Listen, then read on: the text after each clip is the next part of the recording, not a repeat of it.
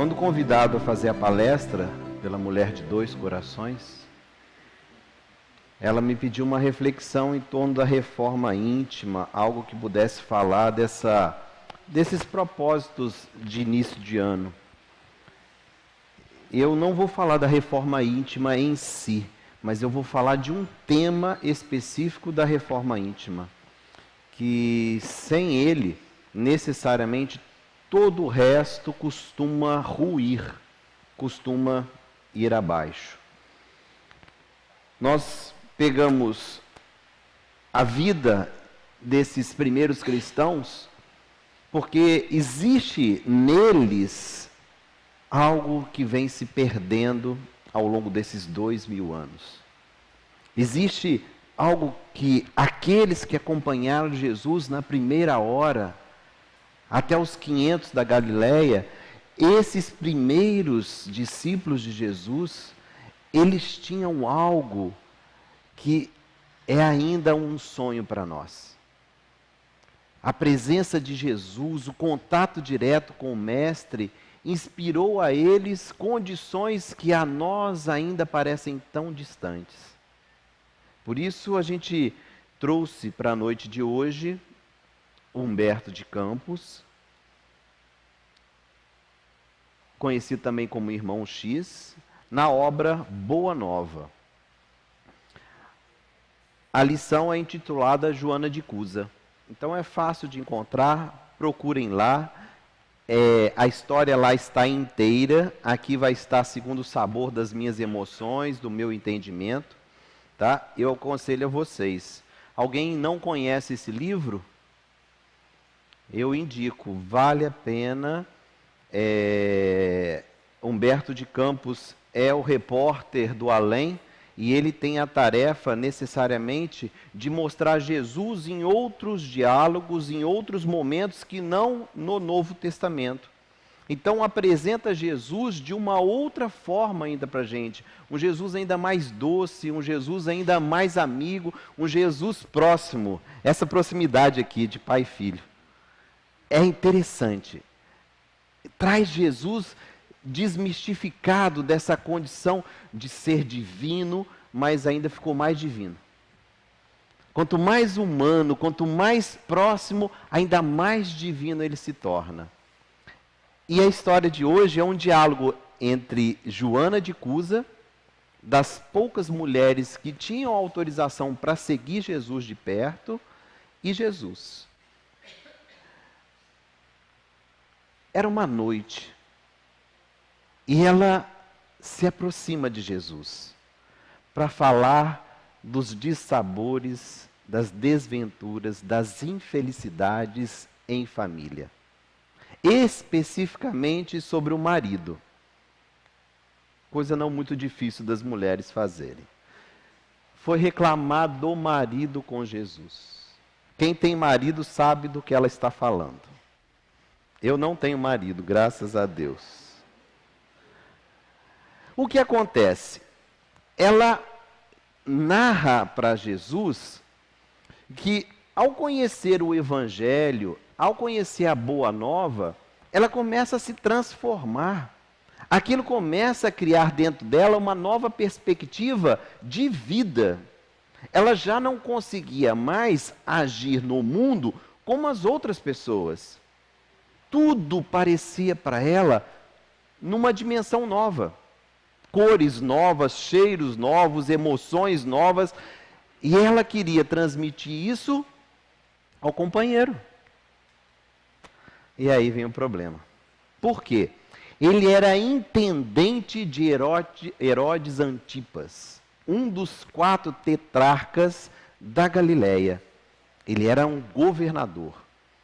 Intendente é mais ou menos hoje a figura do prefeito, ou de alguém que lidasse com a administração e servisse as tropas leais ao governo imperial.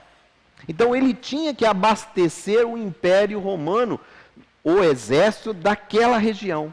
Então era um cargo de muita importância, muito dinheiro, e eles tinham uma vida de luxo. Eles pertenciam à mais alta sociedade de Cafarnaum, uma cidade que estava na margem do Tiberíades, do lago, do mar da Galileia.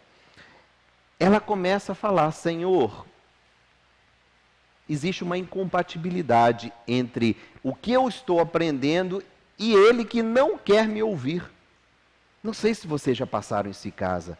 A gente conhece coisas boas, às vezes dentro da doutrina, a gente conhece um conceito novo e a gente quer dividir isso com pessoas que às vezes não querem nos ouvir. Isso é bobeira. E aquilo rasga o coração. Às vezes, dentro da casa espírita, estudando, se dedicando, a gente aprende coisas e quer dividir com as pessoas e não pode. É mais ou menos este o sentimento. Ela queria salvar aquele que elegeu para o coração como marido. E ele pouco se interessava. E para ser eficiente no cargo, necessariamente, ele acendia uma vela para os deuses de Roma e acendia uma vela para os deuses dos judeus, o Deus dos judeus. Ele transitava nesse meio político, fazendo concessões aos judeus e aos romanos, para que ele obtivesse as melhores possibilidades financeiras, econômicas, políticas, qualquer vantagem. Então, uma velhinha para um santo, uma velhinha para o outro, e ele se virava dessa forma. E ela foi se incompatibilizando com o companheiro. O mestre crescia no apostolado, e ela foi se apaixonando pelo Cristo, se apaixonando pela doutrina, e um dia ela não aguentou e ela comenta com Jesus. Toda essa desventura com o marido. E aí, olha o que acontece no diálogo e Jesus responde. Após ouvir-lhe a longa exposição sobre as dificuldades com o esposo, divergências religiosas, só um segundinho. Jesus lhe ponderou. Disse a ela assim: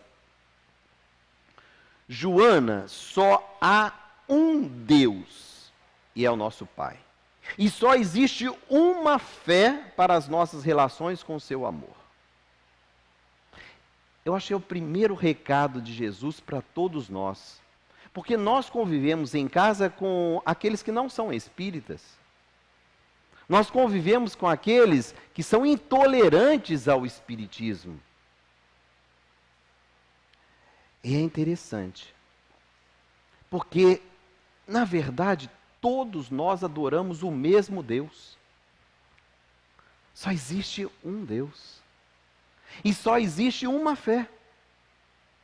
Porque é a fé no Deus único. Então nós estamos brigando pelo quê? Pensem bem. Se a pessoa não quer nos ouvir, nós estamos brigando pelo quê? Não faz sentido. É o jeito que ela entende Deus. E é o mesmo Deus que o meu e do Aristarco. Só que ela entende de uma forma diferente. E é isso que ele estava... Joana, vai brigar porque ele entende Deus de uma forma diferente do que você está entendendo? Só existe um Deus, só existe uma possibilidade de entender a Deus. Agora, interpretar, isso pode ser diferente. Olha o que ele diz. Certas manifestações religiosas no mundo, muitas vezes não passam de vícios populares nos hábitos exteriores. Quem pulou 7 ondinhas ontem? Ah, mas vai que dá sorte, né? Uma florzinha para Iemanjá, que nem santo é uma divindade. É interessante o galho de arruda, estourar champanhe. A gente adota algumas práticas que parecem que de alguma forma tem uma religiosidade. E se tem e faz bem, mal não faz. Aí eu faço. Né, Dejanira? Eu pulo as 7 ondinhas. A Dejanira não pulou. Mas e se pulasse? é o estágio, é o momento que ele vive, é aquilo que ele tenta entender da relação dele com Deus. Deveríamos ficar tristes ou felizes quando as pessoas pulam as 7 ondinhas, quando jogam flores para Iemanjá? Deveríamos ficar felizes. É um processo de associação entre as coisas boas e a divindade. Ainda não entendem bem essa relação da criatura que somos nós com o Criador que é Deus. Mas é a forma que ele encontrou de se relacionar com as coisas de Deus. Ainda bem. O problema é quando abre a champanhe e começa a tomar. Aí já mudou a história. A gente vê essa forma, até 1h até meia-noite vai de um jeito e da meia-noite para lá muda. É assim. Jesus continua: todos os templos da terra são de pedra, até a casa espírita inclusive. Eu venho em nome de Deus abrir o templo da fé viva no coração dos homens. Esse é o verdadeiro templo dentro de nós. É esse o processo mais importante a se efetivar em 2014. É o quanto eu estou bem e me relacionando com Deus. É a forma como eu estou crescendo nessa intimidade com Deus. Quem ora olhando para cima? Entenderam, não? É como se Deus estivesse lá. É como se Jesus estivesse lá, não é, Ana? A gente olha assim, não, Deus está aqui. Deus está aqui. E se eu não sinto, é porque a minha relação não está efetivada com Deus. Não conseguiríamos viver se não respirássemos Deus. Tudo funciona porque tem a presença de Deus. Esta é a grande dificuldade. De achar que a igreja, o centro, uma casa possa nos oferecer alguma coisa. Ah, eu vou entrar na sala de passe e vou receber. Recebe não. Se o coração não estiver ligado. Tem que ter uma antena, tem que ter uma tomada que nos permita fazer a conexão. Senão, é como se nós estivéssemos numa sala de passe, sendo banhados, como se fosse uma chuveirada de fluidos, e eu abro o guarda-sol, igual da praia, bem grandão, e não recebo nada. Por quê? Nesse momento que é para que o meu coração se ligue a Deus, do que eu me lembro, Aristarco, quando eu estou ali? Na sala de passe. Para não ganhar chuveirada, e eu me lembro, deixei a roupa no varal e vai chover. Ai, o menino não chegou. Ai, o carro na rua. A gente se liga a tantas outras coisas que o que está acontecendo ali dentro não nos toca. Não é o templo de pedra, mas o templo vivo dentro de nós. Esse o templo a ser erguido. A nossa relação com Deus. E ele continua. Entre o sincero discípulo do Evangelho e os erros milenários do mundo, começa a travar-se o combate sem sangue da redenção espiritual. Redenção é salvação, é redimir-se, é elevar-se. Os erros milenários do mundo é a materialização de todos os conhecimentos. Nós queremos a água fluidificada, por quê? Porque eu não sou capaz de me ligar diretamente com Deus. Porque se eu consigo fazer sintonia com Deus, eu já posso dispensar muitas coisas. Daniel, mas não é possível, então você está desprezando a água fluidificada? Não, eu estou dizendo que a água fluidificada só funciona se a minha antena espiritual estiver ligada. Porque senão seria muito fácil, é pular 7 ondinhas e está garantido 2014. O resto eu faço lambança, mas eu pulei as 7 ondinhas, está garantido. Eu coloquei o galho de arruda, você já pôs?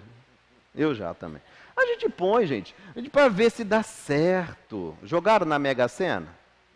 Mas quer ganhar, né? Não joga, mas quer ganhar. É assim, a gente não entende. Quer ganhar, tem que fazer o quê?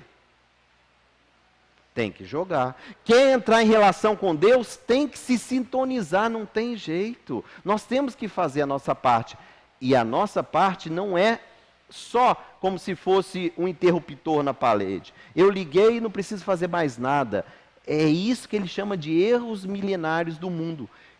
Tudo como se fosse muito pronto, que a gente pudesse comprar e levar para casa como se fosse um grande supermercado. E a gente busca uma água fluidificada, um passe, uma leitura, a gente vai improvisando, só na hora que precisa. Ele continua.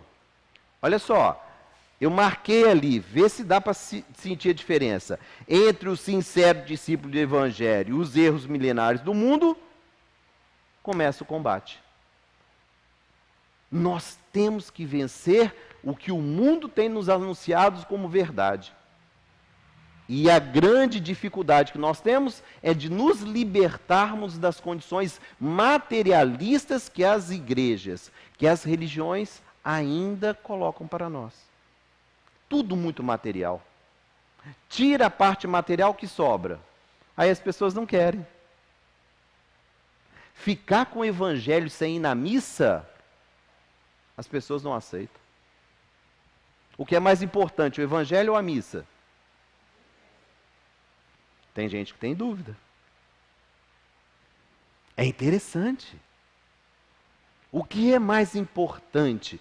Nós temos que estabelecer essa relação. Agradece, Joana, ao Pai o haver te julgada digna do bom trabalho desde agora. Então, olha só, ele olha para o marido, ele olha para essa diferença entre a forma de encarar o mundo, a forma de enfrentar os problemas, ela cada vez mais espiritualizada, ele extremamente materializado. E ele diz para ela, Joana, o que Deus te deu é o bom trabalho. Não deve ser fácil. Ele está chamando o marido de bom trabalho. Ele não vai te compreender, é o bom trabalho. Olha só. Teu esposo não te compreende a alma sensível? Um dia ele vai entender. Quando? Diz para mim. É nessa encarnação? Jesus não estava falando dela. Ele estava dizendo, espera, Joana. Planta semente. Dá o bom exemplo, mostra para ele que tem um jeito diferente de se relacionar com Deus. Existe uma forma diferente. Ele diz mais, olha só.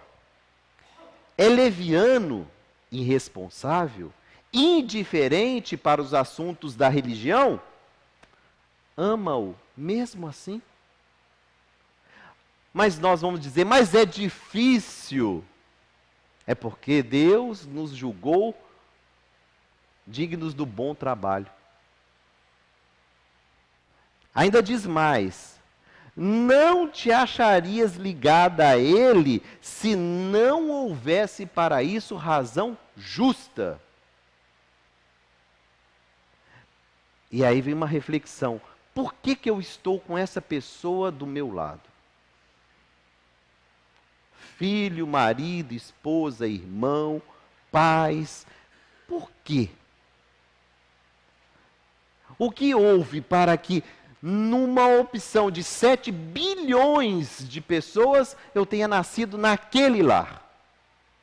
Tenho encontrado o Aristarco para me casar. Tanta escolha e a Augusta foi escolher o Aristarco. Por quê? A gente não se pergunta. Parece que tudo é sorte da vida, azar. E a gente continua naquelas mesmas falas de muitos séculos atrás. Foi azar. Não. Ele está dizendo aqui, ó, é essa beleza do Espiritismo. Traz diálogos que mostram Jesus reencarnacionista. Joana, qual a razão justa de eu estar com esse homem? Por que você está com ele? É porque existe um propósito, existe uma razão justa. Se não é desta vida, é de outra. Não tenhamos dúvida. Ele diz mais ainda: servindo-o com amorosa dedicação, estará cumprindo a vontade de Deus. Estará cumprindo a vontade de Deus.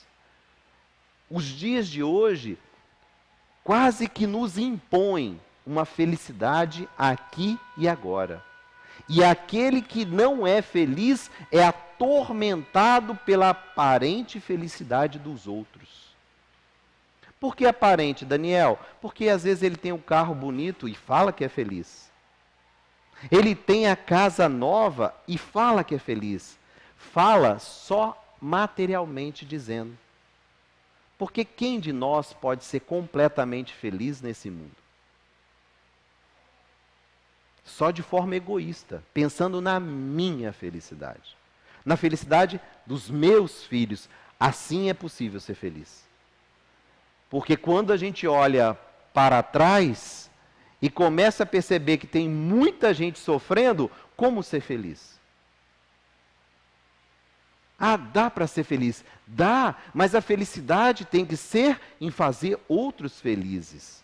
Essa é a tarefa mais difícil que ele está dizendo aqui. Faça seu marido feliz. Essa tem que ser a sua felicidade.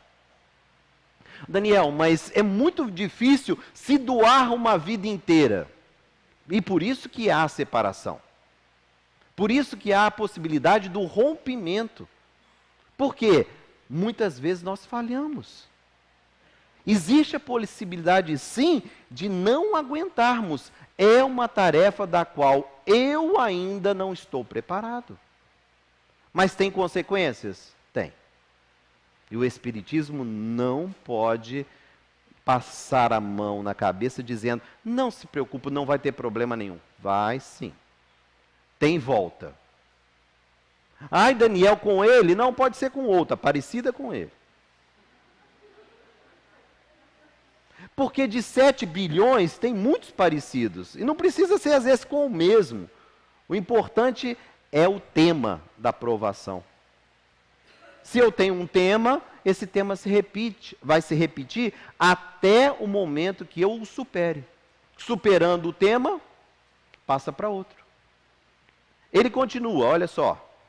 Falas-me de teus receios e de tuas dúvidas.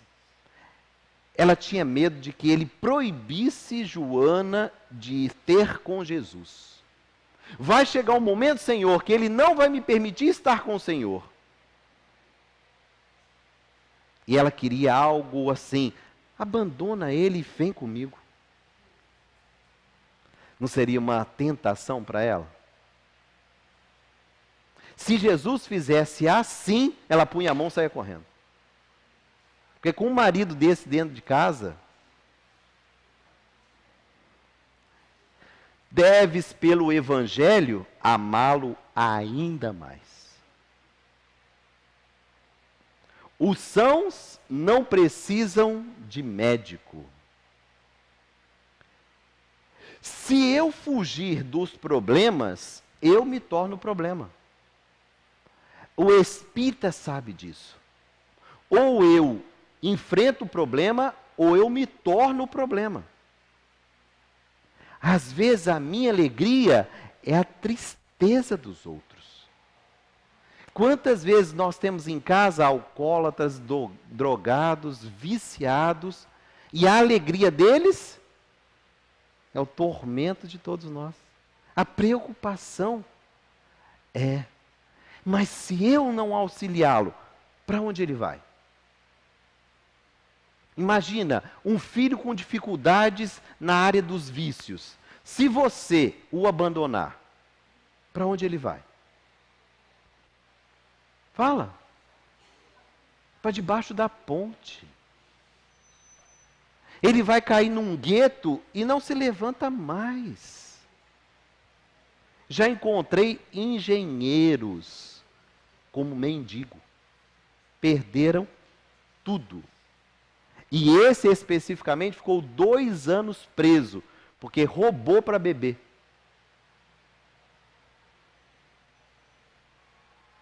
A gente se esquece disso. A proposta é essa, Daniel, mas conviver com esse homem não é fácil. Tem razão justa para você estar com ele. Mas eu não aguento isto. Reconhece o fracasso e tem a possibilidade de romper. Mas saiba que fracassei. Nenhum problema. Daniel, mas como eu vou fazer? Recomeça. Mas saiba que outros problemas aparecerão. E se aparecer o segundo, aí eu arranjo a terceira esposa. E se a terceira não der certo? Eu conheci um amigo que já está na 4ª. Aí ele se convenceu. É verdade, o problema não são elas. E eu tenho um que está na 6ª. E ele ainda acha que os problemas são delas. É interessante. Além disso, Joana, não poderemos colher uvas na vegetação rasteira. Mas podemos amanhar, tratar, cuidar o solo que produziu pragas envenenadas, a fim de cultivarmos nele mesmo a videira maravilhosa do amor e da vida. É possível que naquele solo que está sobre minha responsabilidade, o filho, o marido, o companheiro, o parente, é possível que não vejamos frutas dando naquele solo. Mas é bem possível que nós possamos tirar muitas das coisas que ali estão impedindo da videira crescer.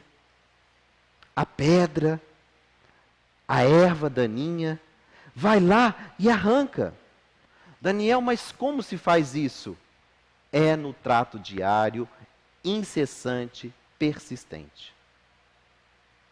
É no dia a dia, a demonstração de carinho diária.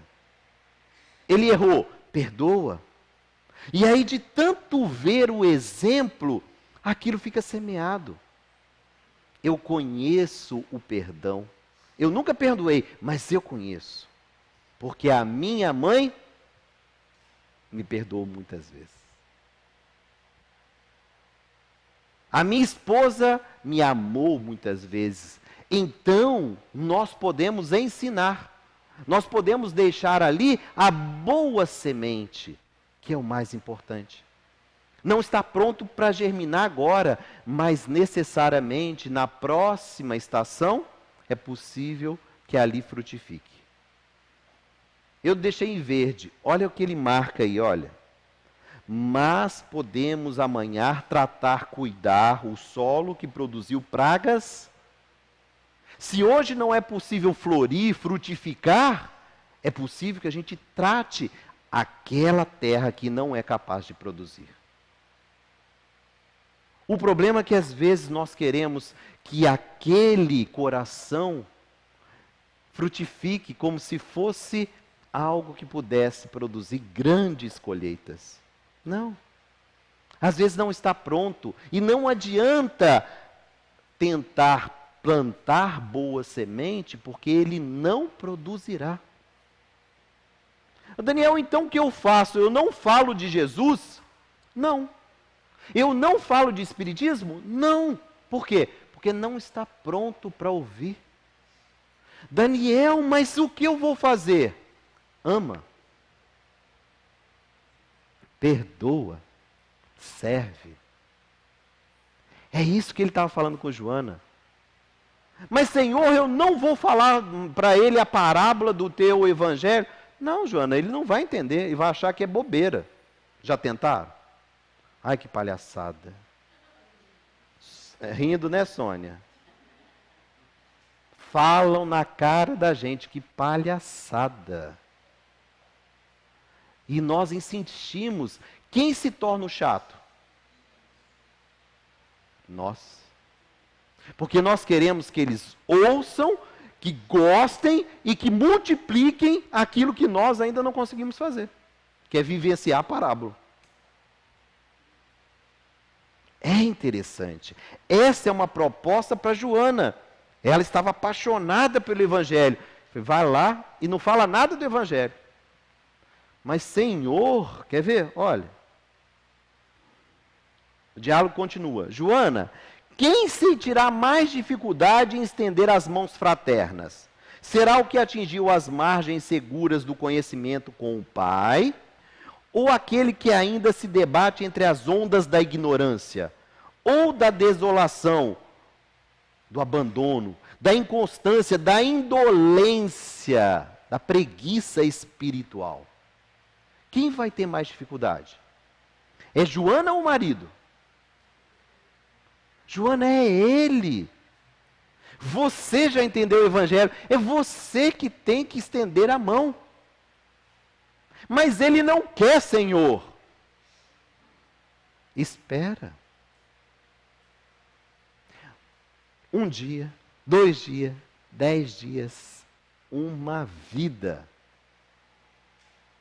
Quando chegar no mundo espiritual, o que ele vai falar? Poxa, você tentou, mas eu não quis. Aí a reflexão é dele. É um momento de amadurecimento. Eu tenho falado isso com uma mãe muito querida. Tenha paciência, persista. É uma vida inteira repetindo, perdoando, exercitando. Por quê? Eles aprendem com o nosso exercício. Não é muito falar, não é pegar o Evangelho. Senta aqui, filho, vamos ler o Evangelho. Ele dorme. Já fizeram culto com quem não é espírita? Dorme. E a gente fica chateado. Ô, acorda aí, ô. Ainda dá um tapinha no outro para acordar. Deixa ele dormir. Ele está cansado. Daniel, mas quando ele vai despertar? Jesus vai falar, quer ver? Mestre, ela toca assim para Jesus. Não julgais acertado que lute por impor os vossos princípios? É isso que você está dizendo? Agindo assim, não estarei reformando o meu esposo para o céu e para o vosso reino? Eu vou impor as suas ideias, Senhor. O que vocês acham que Jesus completou ali? Quem completava ganhar o livro Boa Nova?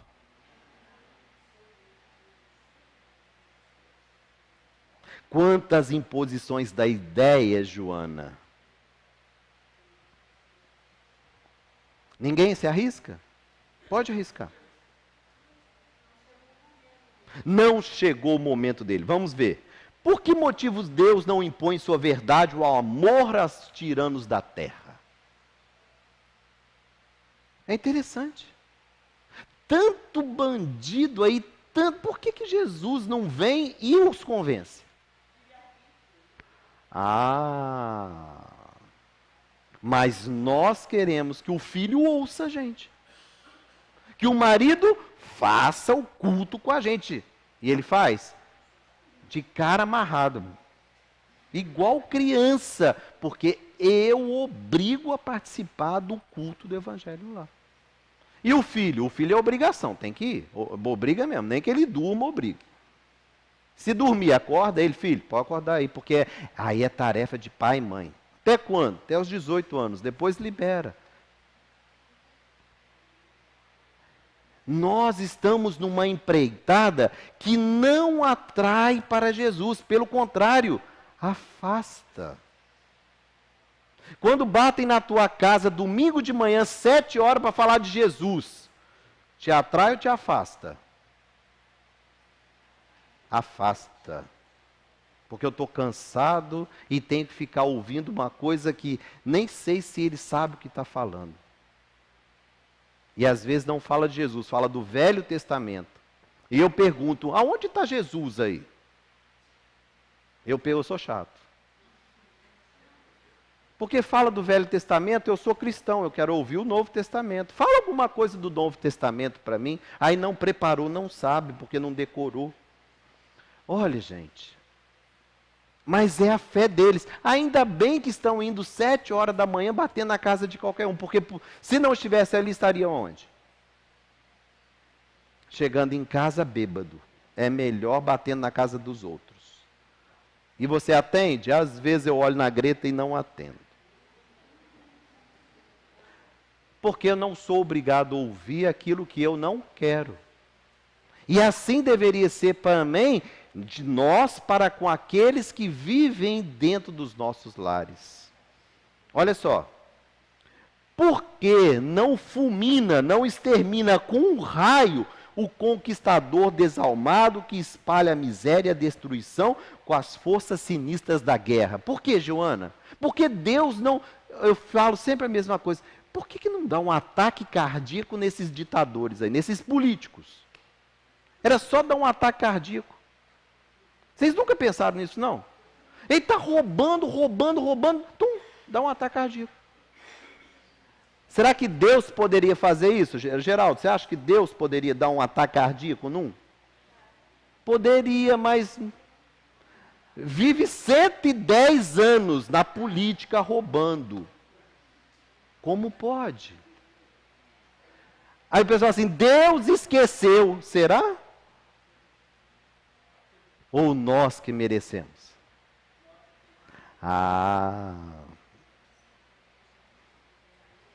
Eu acho as reflexões do Cristo maravilhosas, porque elas colocam a situação num plano completamente diferente, que a gente às vezes não pergunta, a gente não reflete, por que tem tanta miséria no mundo? Porque será que Deus esqueceu dos miseráveis? Ou será que Ele só lembrou de 4 que ganharam na Mega Sena, e não fui eu? É interessante. Vocês julgaram na Mega? Você julgou? Eu julguei 4 vezes quando eu estava iniciando a minha vida adulta. Porque eu lembrei disso, se Deus é poderoso, quantas vezes Ele precisa para me fazer ganhador da Mega Sena? Uma vez eu dei 4, não jogo mais. E coloquei uma dificuldade, Senhor, se eu vou ficar rico, vai ter que ser trabalhando. Trata de arranjar trabalho que eu ganhe bastante. Eu botei a dificuldade para ele, não jogo mais. Se tiver que ficar rico, vai ter que ser trabalhando. Ou a gente confia, ou a gente não confia. A sabedoria celeste não extermina as paixões, valendo o livro Boa Nova. O que ele faz?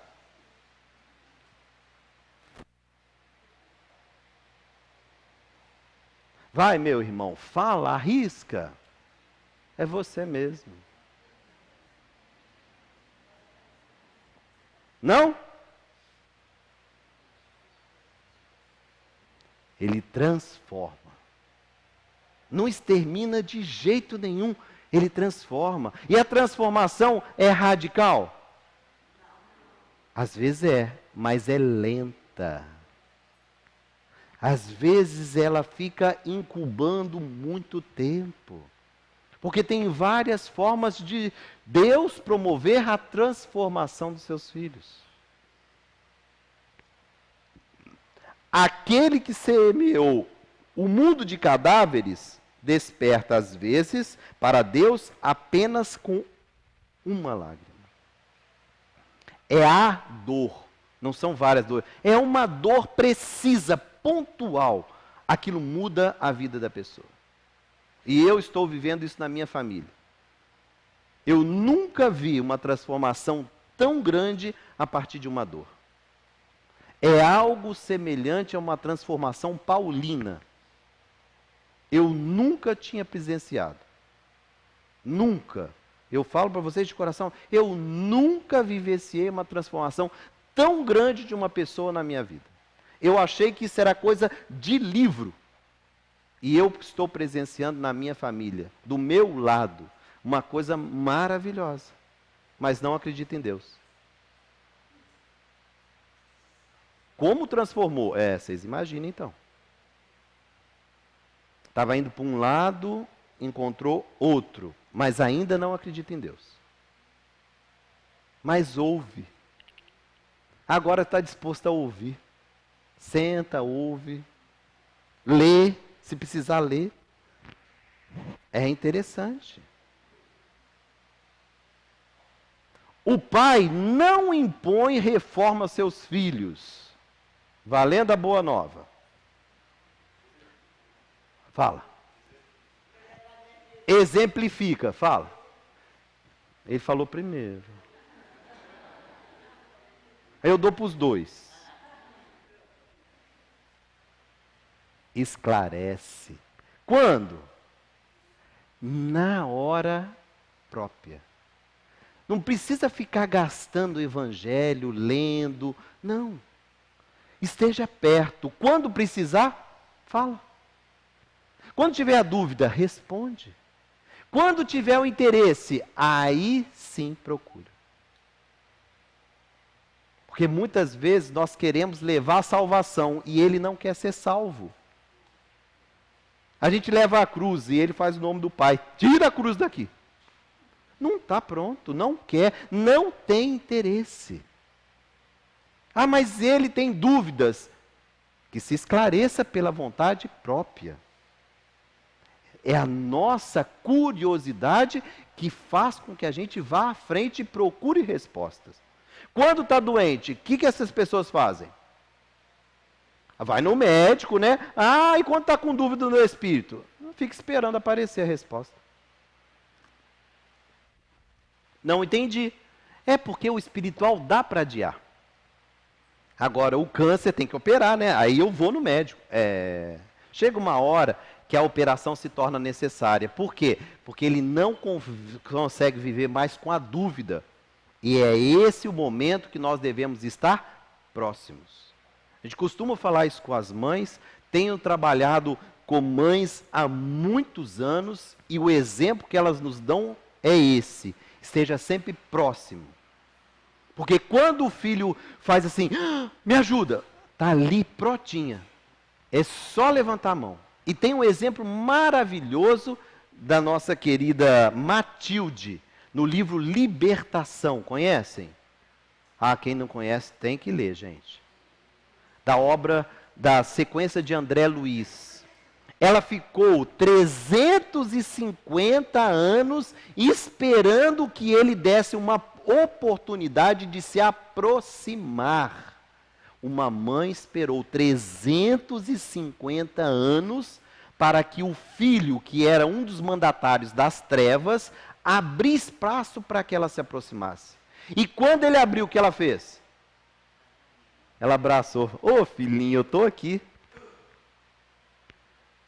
E ela ainda aceitou voltar com ele na próxima encarnação. E ele seria um tetraplégico completamente alheio à realidade de tantas monstruosidades. E ela, meu filhinho querido. Porque sabia que era a oportunidade dele resgatar um passado culposo. Vamos lá. Joana, o apostolado do Evangelho é o de colaboração com o céu nos grandes princípios da elevação espiritual. Ser fiel a Deus, amando teu companheiro no mundo como se fora teu filho. Não percas tempos em discutir o que não seja, olha gente, razoável. Não é bom não, é razoável. Se não for interessante, não discuta. Deus não trava contendas com suas criaturas e trabalha em silêncio por toda a criação. E ele diz para ela, vai Joana, volta para casa.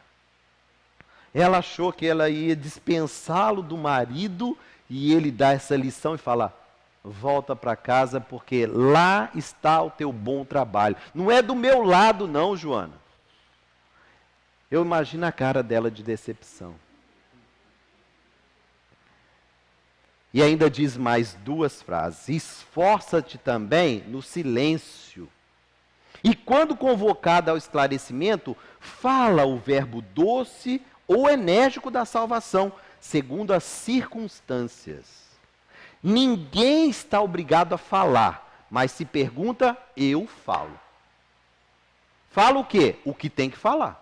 Ah, vai desencarnar e vai passar muito aperto no mundo espiritual. Eu falo, porque me perguntou. Daniel, você acha que eu tenho que me separar? Acho, se separa, mas a próxima encarnação vai ser pior. Ai, Daniel, então, sei, o problema é seu, não é meu. Eu tenho que te falar aquilo que vai acontecer. Ah, mas eu não estou aguentando. Separa, mas saiba que vai voltar. E às vezes circunstâncias piores. Porque da próxima vez eu já tinha combinado com um filho doente. Aí eu vou ter que voltar com o marido e com um filho doente. Às vezes é pior. Daniel, já separei. Faz melhor daqui para frente. O que passado eu não posso mudar. Nem você, nem ninguém. Fez errado, é daqui para frente. Volta ao lar e ama teu companheiro como material divino que o céu colocou em tuas mãos para que tales uma obra de vida, sabedoria e amor. Se estão do nosso lado, por que que eles estão? Porque nós temos uma obra construída do lado deles. Mas é uma obra em nós, não neles. Eles são instrumentos de aperfeiçoamento íntimo. O filho difícil, o parente difícil, a esposa difícil, os pais difíceis são professores que nos ensinam o crescimento espiritual. Mas poucos estão no mundo dispostos à renúncia, porque a renúncia é sacrifício.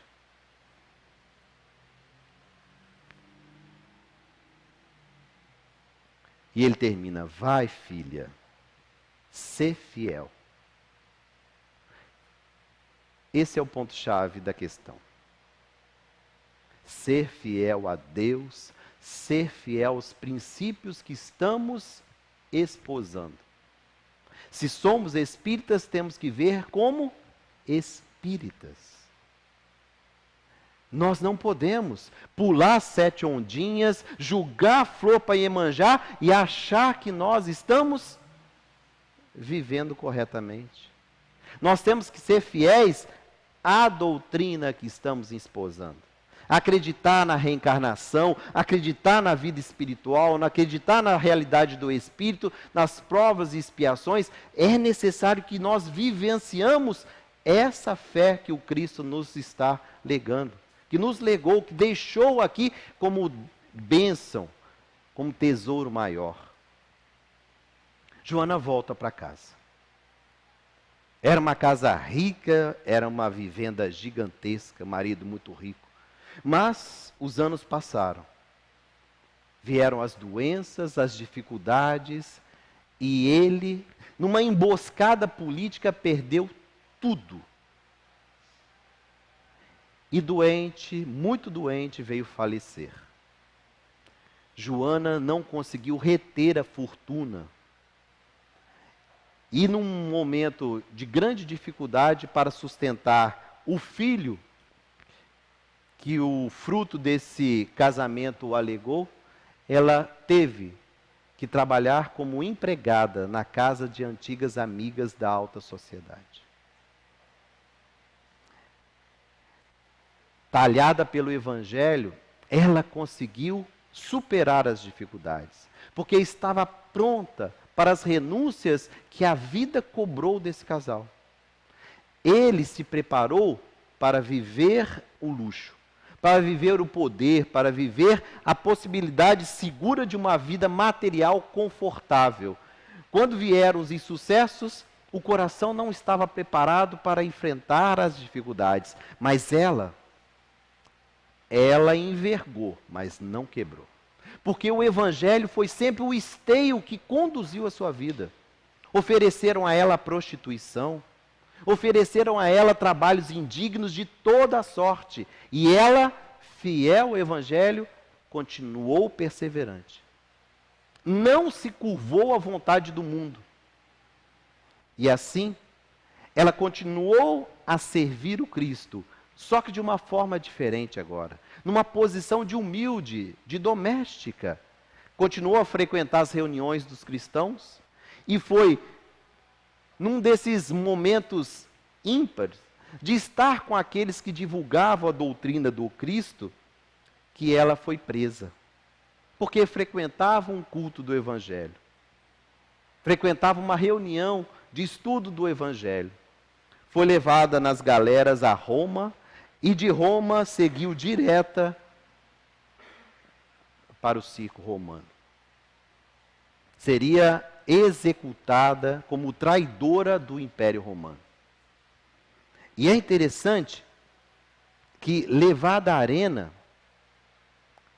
começaram a ser açoitados, judiados mesmo com chicotes, com a possibilidade de serem queimados ou comidos pelas feras, ou participar de algum desses eventos horrorosos que nós tanto conhecemos. No auge do espancamento, um soldado romano se aproxima dela e diz a ela: abjura, mulher, e eu te liberto daqui. Bastava ela renegar o Cristo. Bastava ela dizer: eu não confirmo os votos cristãos. Se ela negasse o Cristo, estaria liberta.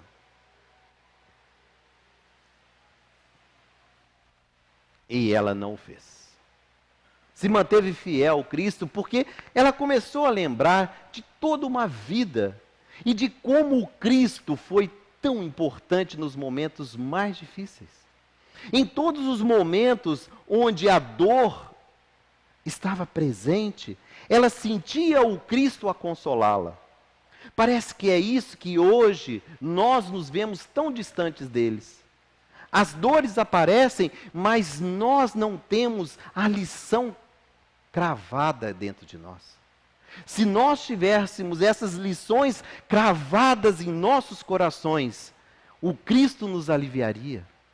As dores, elas frequentariam o nosso lar, mas necessariamente o Cristo nos aliviaria. Porque Ele anunciou: o meu jugo suave, o meu fardo leve. As dores ganham uma dimensão diferente. O sofrimento se modifica perante os conhecimentos que temos dessa doutrina que amamos. Os cristãos foram reunidos no centro e alguns foram colocados em mastros embevecidos de betume, junto com muita madeira, e seriam colocados fogo nessas piras de seres humanos. O detalhe é que quando foram lá colocados, o filho ainda pequeno virou para ela e disse: repudia Jesus, minha mãe, não vê que nós perdemos? Seria fácil dizer por ela que renunciava ao Cristo, mas agora tinha o filho que pedia: mãe, se não é por ti, abjura por mim que sou teu filho. E pensemos o quanto deve ser difícil para uma mãe negar ao filho a possibilidade de evitar o sofrimento. Pela primeira vez, dos olhos da Marte, corre a fonte abundante das lágrimas. Até então eu não tinha chorado. Mas o filho pedindo: mãe, renuncia por mim, eu quero viver. Ela começou a chorar. As rogativas do filho são espadas de angústia que lhe retalham o coração.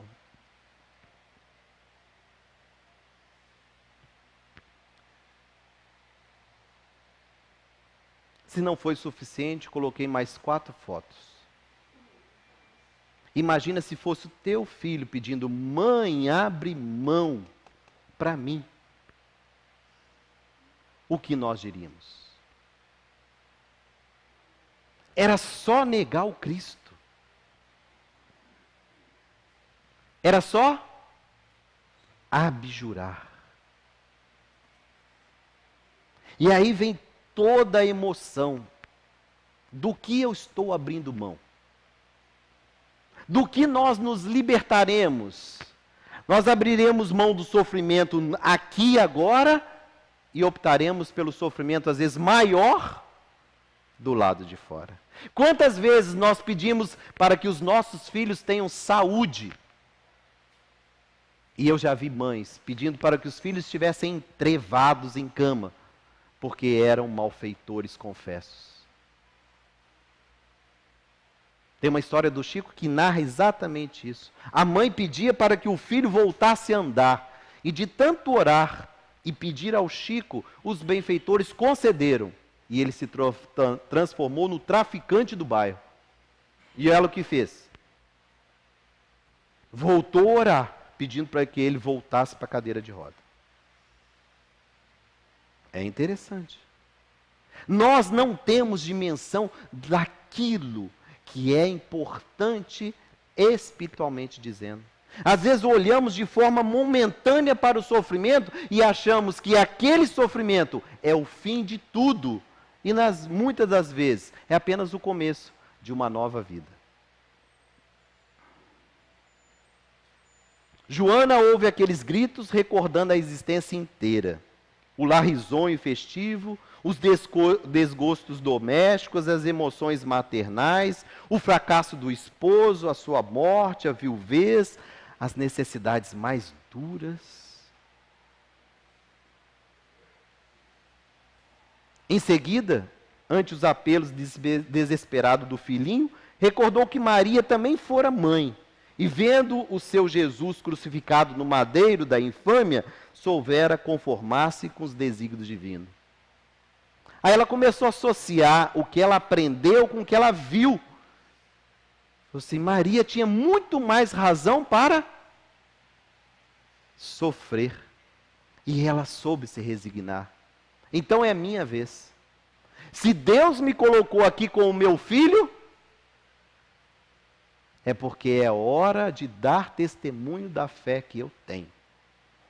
Não é hora de renegar a fé, é hora de confirmar, eu acredito na vida eterna, eu acredito na reencarnação, eu acredito nas provas e expiações, eu sei que o sofrimento de agora me fará melhor. Então eu não nego a minha fé, e assim ela fez. Acima de todas as recordações, como a alegria suprema de sua vida, pareceu-lhe ouvir ainda o mestre em casa de Pedro a lhe dizer: vai, filha, ser fiel. Quando ela se lembrou disso, mudou tudo. Ela já não ouvia mais nada que o filho pedia na visão material do mundo. E ela diz: cala-te, meu filho. Cala-te. Jesus era puro e não desdenhou o sacrifício. Saibamos sofrer na hora dolorosa, porque acima de todas as felicidades transitórias do mundo, é preciso ser fiel. Esse é o convite na noite de hoje. Sejamos fiéis a Deus. Sejamos fiéis ao propósito que nos traz a esta casa. Que nós estamos aqui buscando um conhecimento novo. E esse conhecimento tem que fazer parte das nossas vidas. Eles acenderam a fogueira. As chamas começaram a arder e queimar a Joana e seu filho. E ainda, os algozes da mártire cercaram de impropérios a fogueira. Começaram a zombar. Começaram a tirar farinha, como se diz por aí, do sofrimento dela. E ainda um disse assim: teu Cristo soube apenas ensinar-te a morrer, mulher. É tão fácil, abjura que nós te tiramos daí. E ela, reunindo todas as forças, porque o corpo já estava queimado, foi capaz de dizer: não, filho, não apenas a morrer, mas também a vos amar. não te odeio, apesar da tua ignorância. Ela desfalece e, perdendo os sentidos, começa a ver uma luz intensa. Já não entendendo o que estava acontecendo, se desdobra para ela em um instante uma cena que marcaria para todo sempre a sua vida. Os seus olhos se abrem e ela ouve Jesus estendendo as mãos e dizendo a ela: Joana, tem bom ânimo, eu aqui estou. O mundo venceu aquela mulher, mas ela venceu o mundo. O corpo sucumbiu, mas o espírito se engrandeceu. Esse é o propósito maior de todos aqueles que são espíritas. Sacrifiquemos a vida material para benefício da vida espiritual. Essa é a lição maior do dia de hoje. Sejamos fiéis a Deus e possamos sacrificar a vida material para a conquista das glórias do céu. Para quem não sabe, Joana de Cusa é a mentora espiritual de Divaldo Pereira Franco, hoje com o nome de Joana de Ângeles. Aí está o livro. Quem quiser conhecer a história, que é belíssima, eu faço um pedido: leiam, é maravilhoso. Aqui foi só um pedacinho da história. Que Jesus abençoe a todos nós.